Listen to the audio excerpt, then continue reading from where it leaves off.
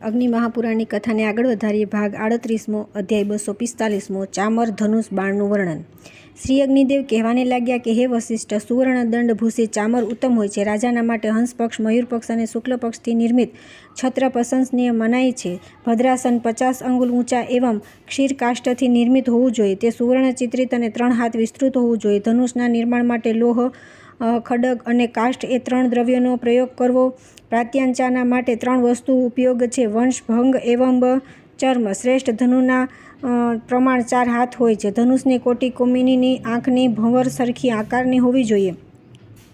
લોખંડ કે શૃલંગના ધનુષ પૃથક પૃથક કે મિશ્રિત દ્રવ્યોથી પણ બને છે. કુટિલ છિદ્રિત ધનુષ નિંદિત હોય છે. મૃગના શિંગોથી નિર્મિત ચાપ ધનુષ શુભ મનાય છે. દારૂમય શરાસન ધનુષ ઉત્તમ હોય છે. રાજાએ યાત્રાને અભિષેકમાં ધનુષ, બાણ આદિ શસ્ત્રો તથા પતાકાને દેવજ્ઞનું પૂજન કરવું. શ્રી હરિએ લોહ દૈત્યના ભૂમિ ઉપર પડેલા અંગો માટે વર આપ્યો હતો કે તારા પવિત્ર અંગો ભૂતલ ઉપર આયુધના નિર્માણમાં ઉપયોગી બનશે. હવે ખડગનું કથાનક સુણો.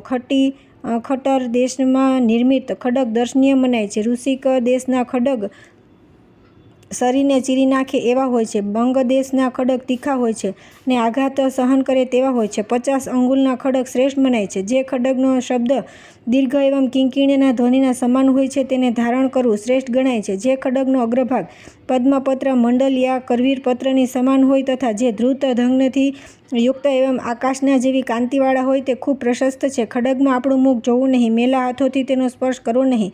ખડગની જાતિ એવં મૂલ્ય પણ કોઈને કહેવું નહીં તથા રાત્રિના સમયે તેને માથા નીચે રાખીને કદી સૂવું નહીં. ત્યાર પછી આવે છે અધ્યાય 246મો, રત્ન પરીક્ષણ વિધિ. શ્રી અગ્નિદેવ કહેવાને લાગ્યા કે હે વસિષ્ઠ, હવે હું રત્નોના લક્ષણોનું વર્ણન કહું છું. રાજાએ રત્નો ધારણ કરવા જોઈએ. હીરા, મરકત, પદ્મરાગ, મુક્તા, મહાનીલ, ઇન્દ્રનીલ, વૈદુર્ય, ચંદ્રકાંત, સૂર્યકાંત, સ્ફટિક, પુષ્પરાગ, પ્રવાલ, વ્રજમણિ, પુલક, ધૂલી, ભુજંગમણિ, ભ્રામર ને ઉત્પલ. શ્રી એવં વિજયની પ્રાપ્તિ માટે પૂર્વોક્ત રત્નોને સુવર્ણ મંડિત કરાવી ધારણ કરવો જોઈએ. પ્રભાહીન, મલિન, ખંડિત રત્નોને ધારણ કરવા નહીં. સર્વે રત્નોમાં હીરા ધારણ કરવા શ્રેષ્ઠ છે. જે હીરા જલમાં તરી શકે, અભેદ્ય હોય, ષટકોણ હોય, ઇન્દ્રધનુષ્ય સમાન નિર્મલ પ્રભાથી યુક્ત હોય, તે હલકો ને સૂર્ય સમાન તેજસ્વી હોય તે શુભ મનાય છે. મોતી સુક્તિથી ઉત્પન્ન થાય છે, કિંતુ શંખથી બનેલ મોતી તેની અપેક્ષા નિર્મલ એવં ઉત્કૃષ્ટ હોય છે. હાથીના દાંત અને કુંભસ્થલથી ઉત્પન્ન, શુકર, મત્સ્ય અને વેણુ માત્રથી ઉત્પન્ન એવં મેઘો દ્વારા ઉત્પન્ન મોતી અત્યંત શ્રેષ્ઠ હોય છે.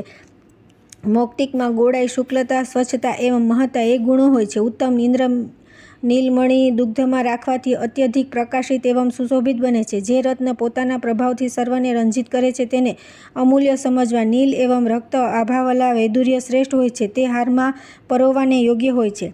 ત્યાર પછી આવે છે અધ્યાય 247મો, વાસ્તુમંડલ. શ્રી અગ્નિદેવ કહેવાને લાગ્યા કે હે વસિષ્ઠ, હવે હું વાસ્તુના લક્ષણોનું વર્ણન કહું છું. વાસ્તુશાસ્ત્રમાં બ્રાહ્મણ, ક્ષત્રિય, વૈશ્ય અને શૂદ્રના માટે ક્રમશઃ શ્વેત, રક્ત, પીળી અને કાળા રંગની ભૂમિ નિવાસ કરવાને માટે યોગ્ય છે. પ્રથમ બ્રાહ્મણોનું પૂજન કરી શલ્યરહિત ભૂમિમાં કંડ બનાવો.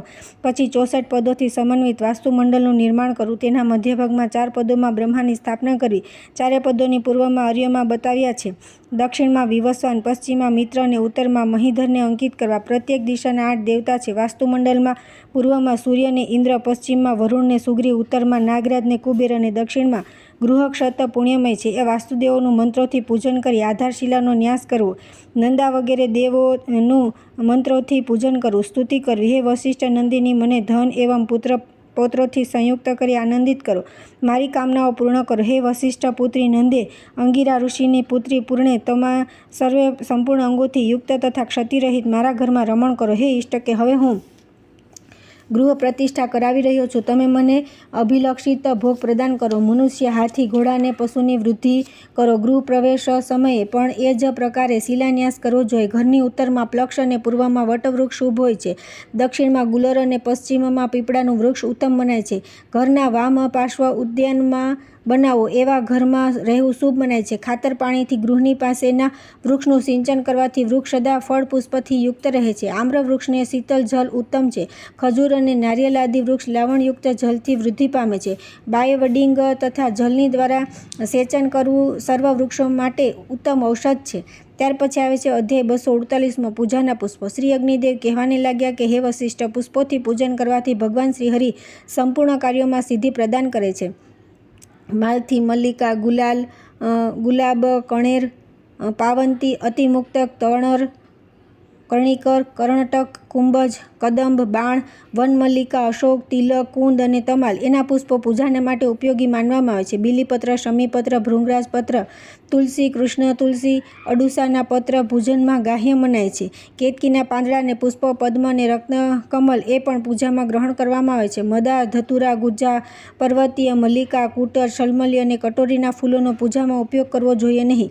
પ્રસ્થ માત્ર ધૃતથી ભગવાન વિષ્ણુનો અભિષેક કરવાથી કરોડ ગાયોનું દાન કરવાનું ફળ મળે છે. એક આઢલું ઘીથી અભિષેક કરનાર રાજ્ય તથા ધૃત મિત્રી દૂધથી અભિષેક કરનારા સ્વર્ગને પ્રાપ્ત કરી લે છે. ત્યાર પછી આવે છે અધ્યાય 249મો ધનુર્વેદનું વર્ણન. શ્રી અગ્નિદેવ કહેવાને લાગ્યા કે હે વશિષ્ઠ, હવે હું 4 પદોથી યુક્ત ધનુર્વેદનું વર્ણન કહું છું. ધનુર્વેદ 5 પ્રકારના હોય છે. રથ, હાથી, ઘોડા અને પેદલ સંબંધી યોદ્ધાઓનો આશ્રય લઈ તેનું વર્ણન કરવામાં આવેલ છે. યંત્રમુક્ત, પાણીમુક્ત, મુક્ત સંધારિત, અમુક્ત અને બાહુ.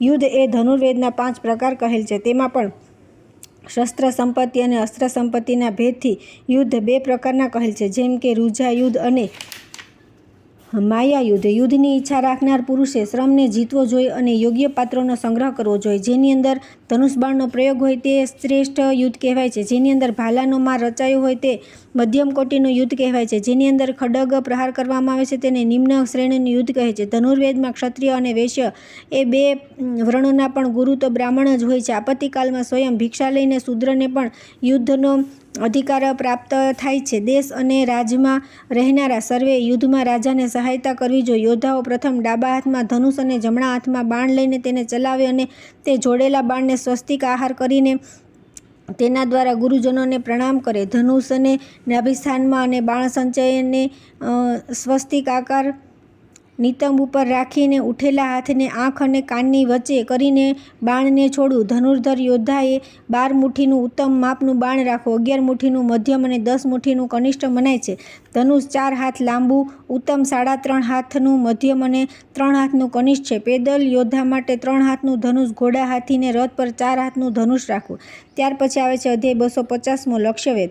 શ્રી અગ્નિદેવ કહેવાને લાગ્યા કે દ્વિજે પૂરી લંબાઈના ધનુષનું નિર્માણ કરાવવું, તેને સારી રીતે ધોઈ લૂછીને સાફ કરી પછી યજ્ઞભૂમિમાં સ્થાપિત કરવું તથા ગદા આદિ આયુધોને ભલીભાંતિ સાફ કરીને રાખવા. તે પછીથી બાણનો સંગ્રહ કરી કવચ ધારણપૂર્વક એકાગ્રચિત્ત થઈને ભાથું લે તેને પીઠની તરફ જમણી કાંખ તરફ બાંધવું. એમ કરવાથી વિલક્ષ્ય બાણ પણ તે ભાથામાં સુસ્થિર રહે છે. પછી જમણા હાથથી ભાથાની અંદરથી બાણને બહાર કાઢવું. તેની સાથે ડાબા હાથથી ધનુષને ત્યાંથી ઉઠાવી લે અને તેના મધ્ય ભાગમાં બાણનું સંધાન કરે. ચિત્તમાં વિષાદને આવવા દેવો નહીં. ઉત્સાહિત બની ધનુષની દોરી પણ બાણનો પૂચ્છ ભાગ રાખો. બાણ ચલાવવાની વિધિનો જાણકાર પુરુષ ધનુષને દ્રઢતાપૂર્વક પકડીને મનને દ્રષ્ટિ સાથે જ લક્ષિત કરીને બાણને શરીરના જમણા ભાગની તરફ રાખીને બરાબર લક્ષ્ય તરફ છોડે.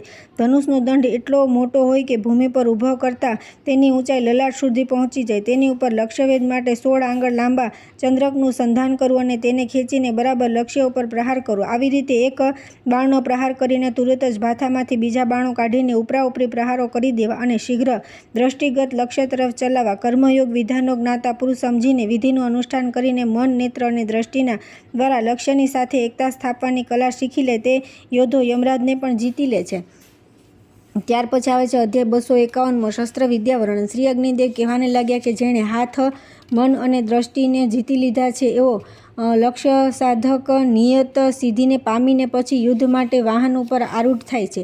શિક્ષકોએ પાસની શિક્ષા આપવાને કક્ષાઓને સ્થાન બનાવવું જોઈએ. પાસને ડાબા હાથમાં લઈ જમણા હાથથી ઉધેડવું અને કુંડલાકાર બનાવી સર્વે બાજુ ઘુમાવીને શત્રુના મસ્તકની ઉપર ફેંકવું જોઈએ. પ્રથમ ઘાસ તિનકાથી બનેલને ચામડાથી મઢેલા પુરુષ ઉપર તેનો પ્રયોગ કરવો જોઈએ. ત્યાર પછી ઉછળતા, કૂદતા અને જોર ઝડપે ચાલતા મનુષ્યો ઉપર સમ્યક રૂપથી વિધિવત પ્રયોગ કરીને સફળતા પ્રાપ્ત કરી લઈને પછી જ પાસનો પ્રયોગ કરો. સુશિક્ષિત યોદ્ધાને પાસ દ્વારા યથોચિત રીતિથી જીતી લઈને શત્રુના પ્રતિ પાશબંધનની ક્રિયા કરવી જોઈએ. તે પછી કમરમાં મ્યાન સહિત તલવાર બાંધી તેને ડાબી તરફ લટકાવી દેવું. હવે તેને મ્યાનને ડાબા હાથથી દ્રઢતાથી પકડી જમણા હાથથી તલવાર બહાર કાઢવી. તે તલવારની પહોળાઈ 6 અંગુલ અને લંબાઈ અથવા ઊંચાઈ 7 હાથની હોવી જોઈએ. લોખંડની સલાકાઓ અને નાના કવચ પોતાના હાથે લગાડી લેવા.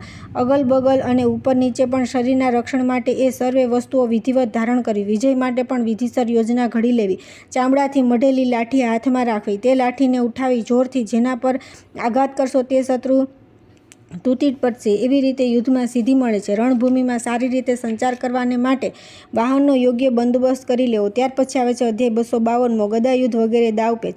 શ્રી અગ્નિદેવ કહેવાને લાગ્યા, રણભૂમિમાં દેખાવના ઢાલ તલવારના ચલાવવાના 32 પ્રકારના દાવપેચ જાણી લેવા, તેમજ યુદ્ધમાં પાશ ફેંકવાના 11 પ્રકારોથી પણ માહિર બનવું પડે. ઋજુ, યયત, વિશાલ, તિર્યક અને ભ્રામી તે 5 કર્મ વ્યાસ્તપાશ માટે મહાત્માઓએ જણાવેલ છે. છેદન, ભેદન, પાત, ભ્રમણ, શમન, વિકર્તન તથા કર્તન એ 7 કર્મ ચક્રના છે. અસ્ફોટ, ક્ષેવડન, ભેદ, ત્રાસ તેમજ આંદોતિલક અને આઘાત એ 6 શૂળના કર્મ છે. તોમરનું કાર્ય, ગદા સંબંધી કર્મ, ફરસનું કર્મ, મૃદગર કર્મ, લગડનું કર્મ, પટાશનું કર્મ, કૃપણનું કર્મ, મલ્લયુદ્ધના દાવપેચ વગેરે જાણવું પડે છે. યુદ્ધમાં કવચ ધારણ કરીને અસ્ત્ર શસ્ત્રથી સંપન્ન થઈ હાથી આદિ વાહન ઉપર ચઢીને ઉપસ્થિત થવું જોઈએ. હાથી ઉપર અંકુશ ધરાવનાર 2 મહાવત સાથે રહેવા જોઈએ.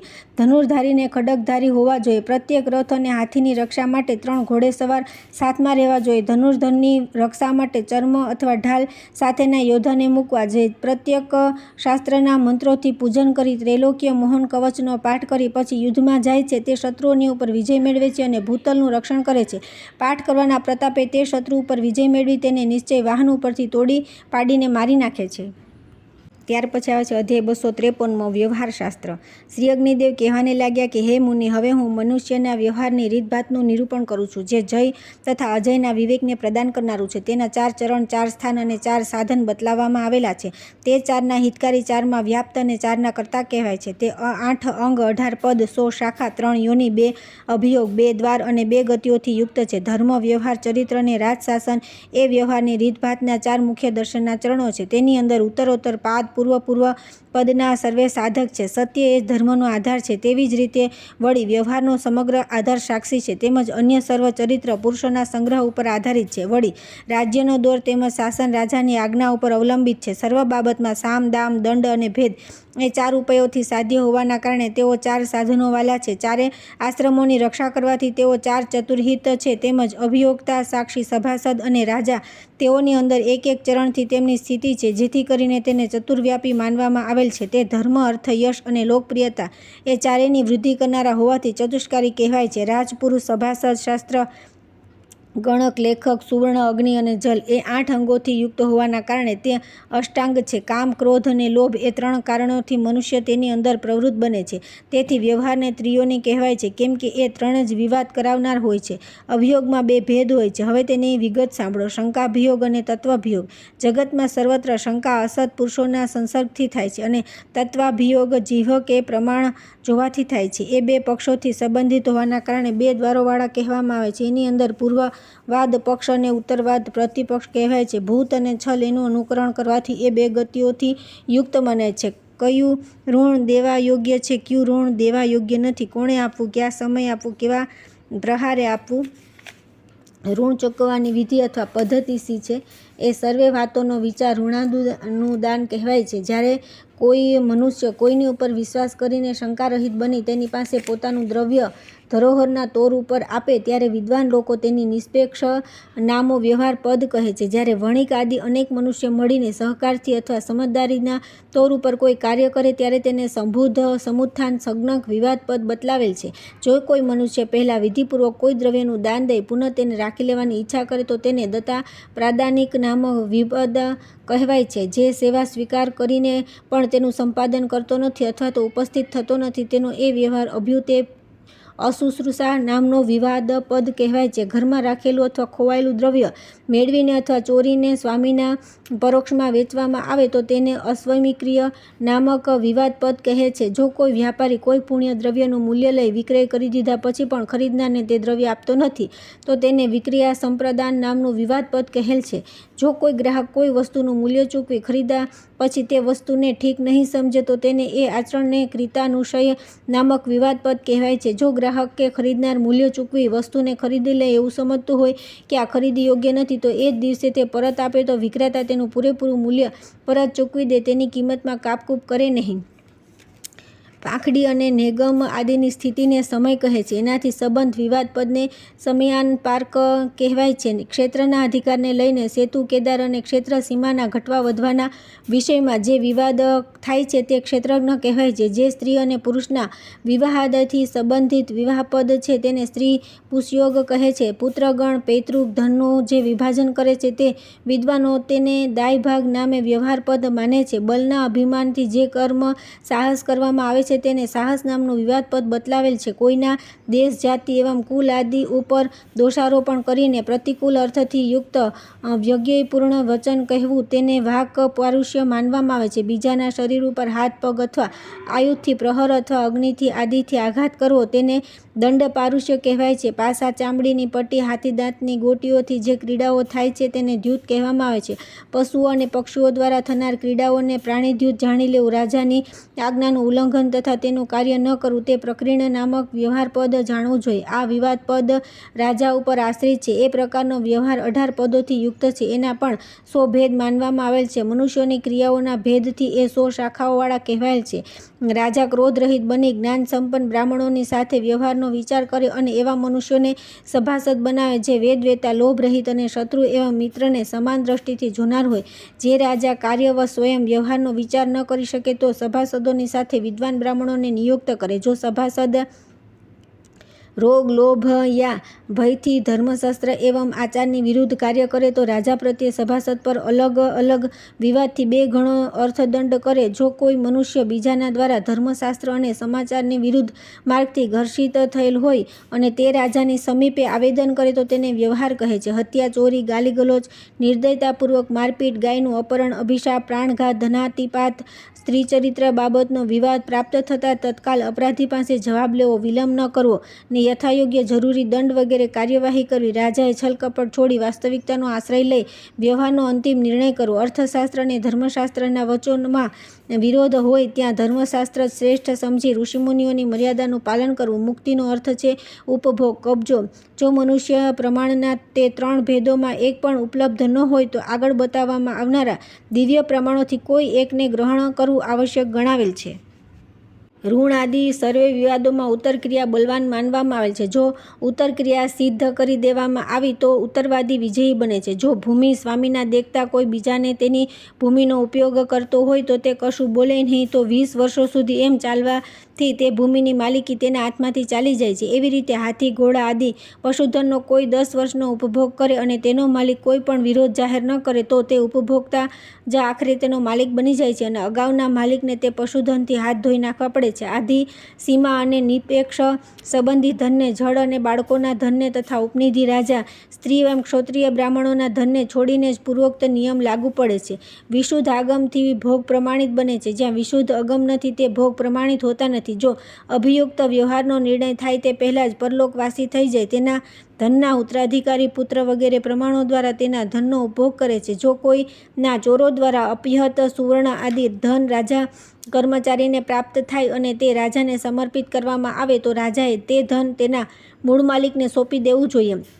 જો તે રાજા એ ધન તેના મૂળ માલિકને નહીં સોંપે તો જેનું એ ધન છે તેનું તમામ પાપ એ રાજાના પોતાના શિર ઉપર લઈ લે છે. ઋણ એટલે કે દેવાના સંબંધની વાત સાંભળો. ઋણ લેનાર પુરુષે પહેલાં જે ધન લીધું છે અને જે સાક્ષી આદિ દ્વારા પ્રમાણિત થયેલું છે તેને વસૂલ કરનાર મૂળ માલિક રાજા માટે વાંધાજનક નથી. અર્થાત રાજા તે ન્યાયસંગત ધન વસૂલ કરનારા મૂળ માલિકને તેમ કરતાં રોકે નહીં. જો પૂર્વોક્ત રૂપથી ન્યાયસંગત ધનની વસૂલાત કરતી સમયે પણ મૂળ માલિકની વિરુદ્ધ ફરિયાદ લઈને રાજાની પાસે જાય તો તે રાજાની દ્વારા અવશ્ય દંડને પામવાને યોગ્ય છે. રાજાએ મૂળ માલિકને તેનું ધન અવશ્ય આપવું જોઈએ.